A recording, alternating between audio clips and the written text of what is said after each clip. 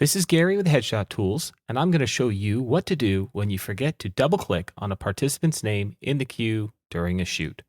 First of all, don't panic. This happens to everyone at some point, and it's an easy fix. You likely now have multiple files named as a single participant. For example, Jane Smith was your first participant that you did remember to double-click. However, Brian McDonald was your second participant that you forgot to double-click. Your file list now looks something like this. These images are correctly named for Jane, but these images are incorrectly named for Brian. Here's how to get this fixed. Step 1. Rename the raw files. Go to the dashboard shooting queue and double-click on the name of the person who you forgot to double-click, in our case, Brian. This will copy Brian's correct file prefix to the clipboard of your computer. Next, go to your tethering software and find the files with the incorrect names like we did earlier. If you're using Capture One, select the images you need to rename and select Image, Batch Rename Images. When the dialog box appears, the name will already be highlighted in the Format field. Simply paste the contents of your clipboard to replace the contents of the field and add a 3-digit counter token and hit Rename. If you're using Smart Shooter connected to Lightroom, follow the same procedure. Renaming can be found when in the Library module. Select by going to the Library menu and choose Rename Photos. In the drop-down, select Custom Name plus Original File Number.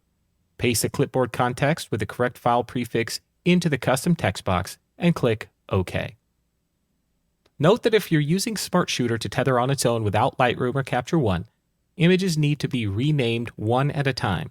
When renaming groups of images, you may want to rename directly in Finder or Windows Explorer. You can easily find the folder your images are in on your computer by clicking on the Photos tab and clicking on the Browse button. Step 2. Delete the incorrectly named JPEGs or PNGs. If you were exporting images as you were shooting, you most likely have a matching set of incorrectly named JPEGs as well. Locate the incorrectly named JPEGs or PNGs for Brian and delete them. Don't worry, we still have the raw files from the prior step. Step 3. Export your images. You may or may not need to export the newly renamed images as JPEGs or PNGs. If you previously exported images, you most likely want to export these newly renamed images. Go ahead and export just like normal now and continue to the next step when complete. If you previously were not exporting images, there's nothing left to do in this guide. You're all set. Step 4. Upload. After exporting, the correctly named images will be uploaded to the correct gallery in Headshot Tools if the Auto Upload utility is already running. If the Upload utility isn't running, navigate to it and point it to the Uploads folder as normal. The utility will upload any new or modified images to Headshot Tools and skip over any unmodified images that you have already uploaded. Step 5. Clean up any galleries. At this point, Brian now has his images correctly named and appropriately uploaded to Headshot Tools. However, if you were uploading images as you were shooting, it's likely that Brian's prior incorrectly named images were uploaded into Jane's gallery. Let's fix this too. Make your way into Headshot Tools' job detail page for this job and navigate to the last participant you correctly double-clicked, in our case, Jane Smith. Here you will see the thumbnails of all the images in Jane's gallery.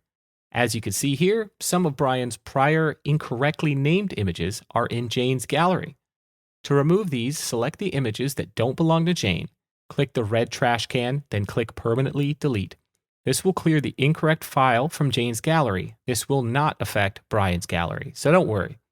And that's it. Everything is now as if you double-clicked on this participant correctly from the beginning. Pro tip: when you're shooting a job, make verifying the name of the person part of your workflow. Introduce yourself, ask for their name, and double-click on it in the dashboard. We found that this makes double-clicking become a natural part of your sessions. If you have any questions about this or anything else, please email support@headshottools.com.